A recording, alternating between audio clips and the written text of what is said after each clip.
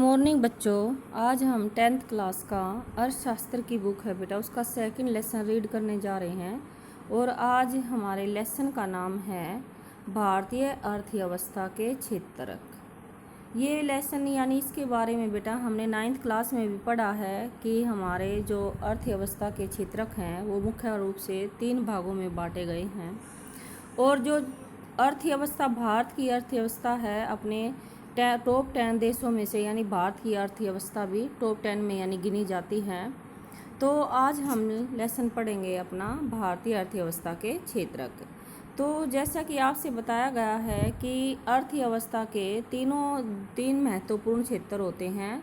Number 1 प्राथमिक, number 2 द्वितीय और नंबर 3 तृतीयक या सेवा क्षेत्र भी कहते हैं। तो अब हमें इसका विस्तार से वर्णन करेंगे। सबसे पहले प्राथमिक क्षेत्र हैं, ये आप देख भी सकते हो जो चित्र के माध्यम से दिखाया गया है, यानी कच्चा माल जो होता है वो प्राथमिक क्षेत्र में शामिल होता है। जैसे कि इसने बताया है, प्राकृतिक संसाधनों के प्रत्यक्ष उपयोग पर आधारित अनेक गतिविधियां हैं। जैसे कपास, यानी हम जब उपज उगाते हैं यानी कच्चे माल के रूप में, जैसे कपास की खेती है, यह एक मौसमी फसल है और कपास के पौधों की वृद्धि के लिए न तो पूर्णतः प्राकृतिक कारकों जैसे वर्षा, सूर्य प्रकाश और जलवायु पर निर्भर है। कपास एक प्राकृतिक उत्पाद है। इसी प्रकार डेयरी उत्पादन में हम पशुओं के जैविक प्रक्रिया जैसे चारे आदि की उपलब्धता पर निर्भर हैं। इस प्रकार दूध भी एक प्राकृतिक उत्पाद है। तो यानी जब कच्चा माल कहने का अर्थ ये है इसमें कि इसी प्रकार जैसे आप देख सकते हैं खनिज, अयस्क, ये भी प्राकृतिक, क्योंकि ये प्रकृति के द्वारा है, खानों के रूप में पाए जाते हैं, मानव का इसमें कोई हस्तक्षेप नहीं होता। तो जो हमारी प्राकृतिक साधनों की डेफिनेशन बनती है प्राकृतिक क्षेत्र की, प्राकृतिक संसाधनों का उपयोग करके किसी वस्तु का उत्पादन करते हैं। प्राकृतिक संसाधनों का उपयोग करके किसी वस्तु का उत्पादन करते हैं तो वह प्राथमिक क्रिया होती है और यह सबसे प्रथम क्रिया होती है, इसलिए इसको प्राथमिक क्षेत्र कहा जाता है, क्योंकि यह उन सभी उत्पादों का आधार है जिन्हें हम क्रमशः निर्मित करते हैं, यानी इसमें कच्चा माल शामिल होता है और इसके बाद ही दूसरी प्रक्रिया शुरू होती है। इसके बाद है बेटा हमारा,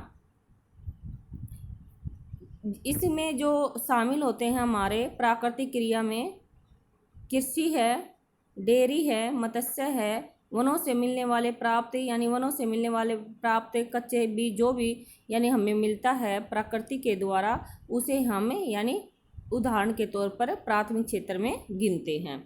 इसके बाद आता है बेटा हमारा द्वितीयक क्षेत्र।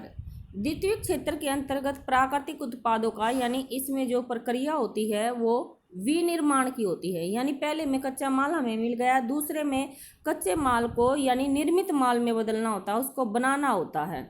यह है प्राथमिक क्षेत्र के बाद अगला, यानी कच्चे माल को जब यानी निर्मित माल में बदलते हैं तो यह हमारा दूसरा कदम होता है, इसलिए इसको द्वितीयक क्षेत्र के नाम से जाना जाता है। यहाँ वस्तुएं सीधे प्रकृति से यानी उत्पादित नहीं होती बल्कि निर्मित की जाती है, यानी बल्कि जो कच्चा माल है उसको यहाँ पर बनाया जाता है, इसलिए विनिर्माण प्रक्रिया अपरिहार्य है। यह प्रक्रिया किसी कारखाने में, आप याद रखिए, किसी कारखाने में, किसी कार्यशाला या घर में हो सकती है।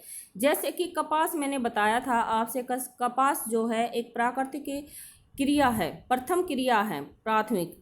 कपास के पौधे से प्राप्त रेशम का उपयोग करके हम जो सूत का कपड़ा बनाते हैं, तो कपड़ा जो है बेटा वो हमारी द्वितीयक क्रिया है, क्योंकि हमने कपास से कपड़े का निर्माण किया है, इस कारण जो कपड़ा है वो द्वितीयक क्रिया है। इसके बाद गन्ने को भी हम गन्ने का भी उदाहरण ले सकते हैं।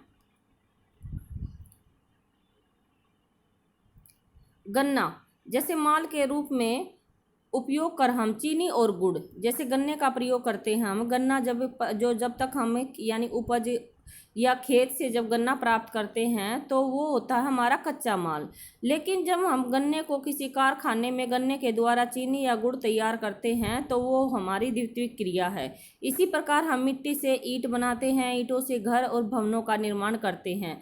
ये इस प्रकार से जो भी क्रिया यानी विनिर्माण, कच्चे माल को जब निर्मित माल में बदला जाता है तो उसे द्वितीयक क्रिया कहते हैं। और इसका निर्माण किसी उद्योग या कारखाने में होता है, इसलिए इसको औद्योगिक क्षेत्र भी कहते हैं।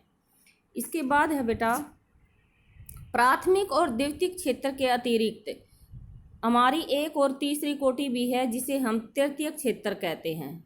इसके दो क्षेत्रों से, यानी ये प्रथम और द्वितीयक दोनों क्षेत्रों से भिन्न है। ये गतिविधियाँ प्राथमिक और द्वितीयक, आप ध्यान रखें, प्राथमिक और द्वितीयक क्षेत्र के विकास में ये मदद करती है। कौन सी? तृतीयक क्रिया। ये गतिविधियाँ वस्तुओं का उत्पादन नहीं करती, बल्कि उत्पादन प्रक्रिया में सहयोग या मदद करती हैं। प्राथमिक और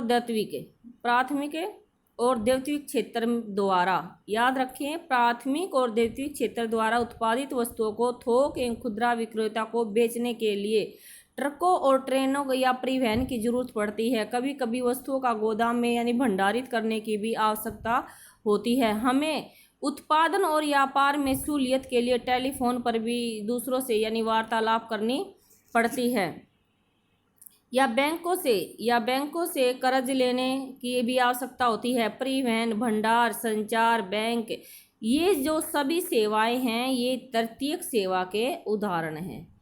इसलिए जब ये सेवाएं जो हैं, यानी ये जो हम सुविधाएं यानी तृतीयक और प्रथम और द्वितीयक क्षेत्र को कहीं पर परिवहन के द्वारा या भंडार करते हैं, संचार करते हैं, या बैंक सेवाओं के द्वारा यानी हमें मदद करते हैं, तो इसलिए मदद करने के कारण इसको सेवा क्षेत्रक भी कहा जाता है। सेवा क्षेत्रक में कुछ ऐसी अपरिहार्य सेवाएं भी हैं जो प्रत्यक्ष रूप से वस्तुओं के उत्पादन में सहायता नहीं करती। जैसे कि आप देख सकते हैं, डॉक्टर हैं, ये भी सेवा में ही शामिल हैं। शिक्षिका है, धोबी है, नाई है, मोची है, वकील है, यानी ये व्यक्तिगत सेवाएं हैं। तो इस तरह की सेवाओं को भी हम तृतीयक क्षेत्र में शामिल करते हैं। इसके बाद बेटा हमारा टॉपिक आता है आर्थिक विकास की समझ। ये टॉपिक बेटा कब पढ़ेंगे हम? कल। Thank you.